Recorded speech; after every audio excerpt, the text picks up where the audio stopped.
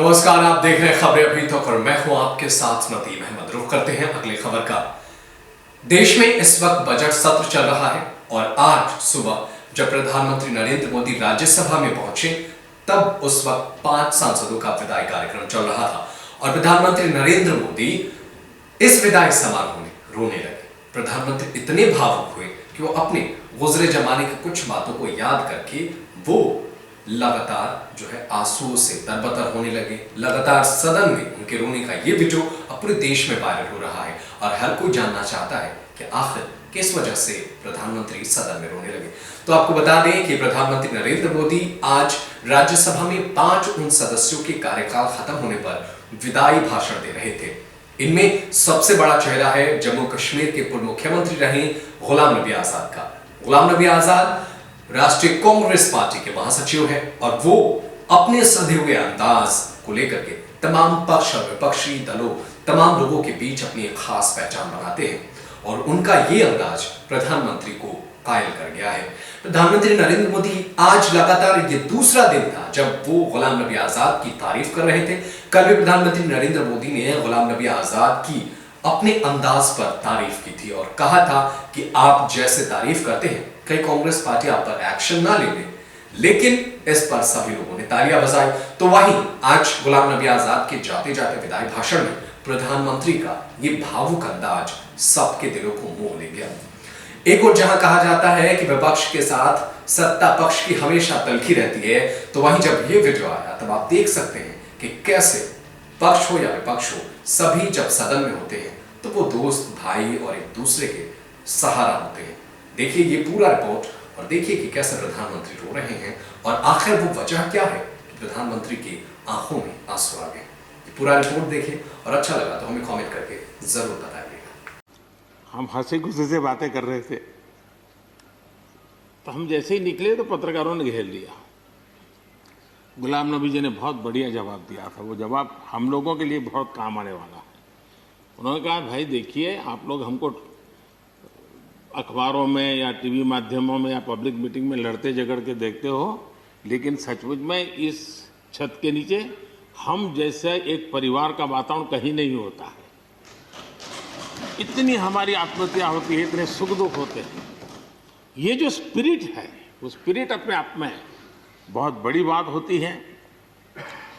गुलाम नबी जी का एक शौक शायद बहुत कम लोगों को पता होगा और कभी उनके साथ बैठोगे तो बताएंगे।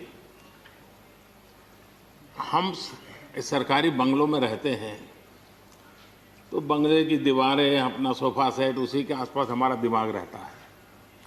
लेकिन गुलाम नबी जी ने उस बंगले में जो बगीचा बनाया है, यानी एक प्रकार से कश्मीर की घाटी की याद दिला दे ऐसा बगीचा बनाया है। और इसका उनको गर्व भी है। वो समय देते हैं, नई नई चीज़ें जोड़ते हैं और हर बार जब कंपटीशन होती है तो उनका बंगलो नंबर 1 ले आता है। यानी अपने सरकारी जगह को भी कितने प्यार से संभालना, यानी बिल्कुल मन से उन्होंने इसको संभाला है। जब आप मुख्यमंत्री थे, मैं भी एक राज्य का मुख्यमंत्री के नाते काम करता था, हमारी बहुत गहरी निकटता रही उस कालखंड में।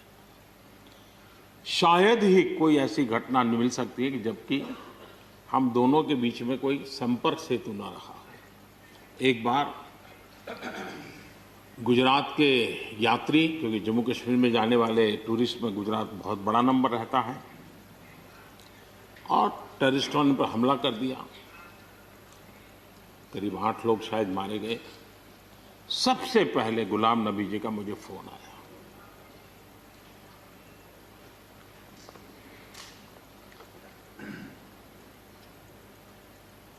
और वो फोन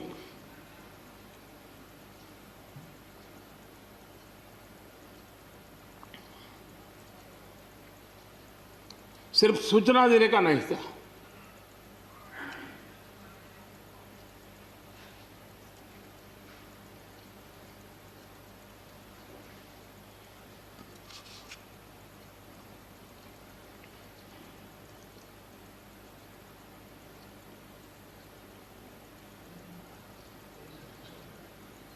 उनके आंसू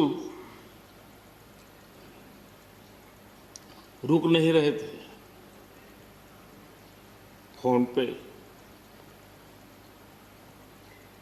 उस समय प्रणब मुखर्जी साहब डिफेंस मिनिस्टर थे। मैंने उनको फोन किया, मैंने कहा साहब अगर फोर्स का हवाई जहाज मिल जाए डेड बॉडी को लाने के लिए। रात देर हो गई थी।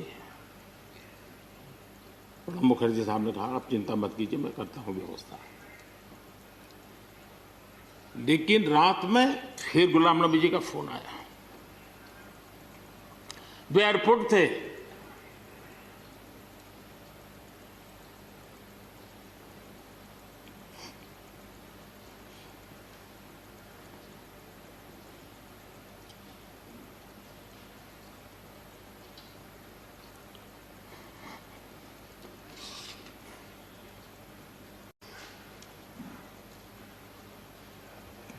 एयरपोर्ट से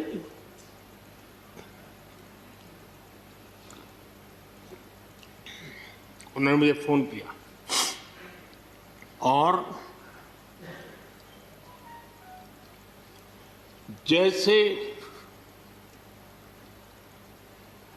अपने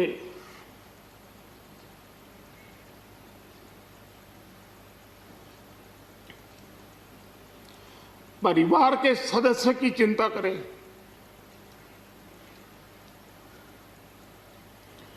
वैसी चिंता